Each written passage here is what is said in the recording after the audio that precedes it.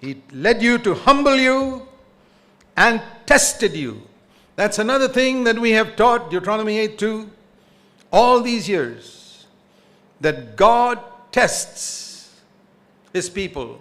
The Lord, Jeremiah says, "O Lord," one of the titles of the Lord He gave us, "you who test the righteous." Do you know that God tests the righteous? You read that in the book of Jeremiah. He tests the righteous. He doesn't test the wicked. He tells the wicked to turn from their sin. But once they have turned from their sin and become righteous, He tests the righteous. Do you know when God tested Abraham?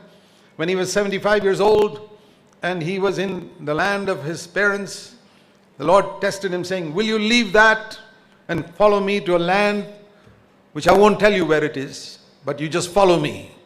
And he obeyed. When the Lord called us 40 years ago, we did not know where we were going. But we said, "Lord, we're going to stand against Babylon." That's all we knew. And we were very few. Years later, 50 years later, God again tested Abraham. You read in Genesis 22, saying, "Give up your son. He's becoming an idol in your life." So does God test a man who has obeyed Him for 50 years? Yes, He does. He tests the righteous. And very often I want to tell you, we don't know when we are being tested.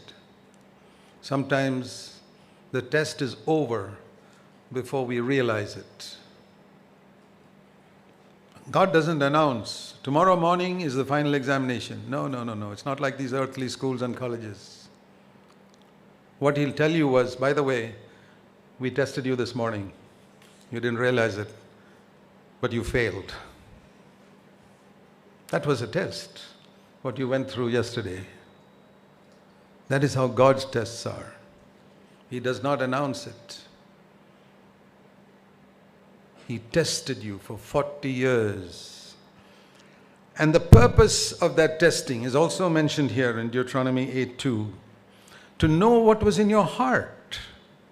Do you know that it's not that God doesn't know what is in your heart. He knows what's in your heart before even you know it. But He wants you to know what is in your heart. I am so thankful that in 40 years, God has shown me the corruption of my flesh.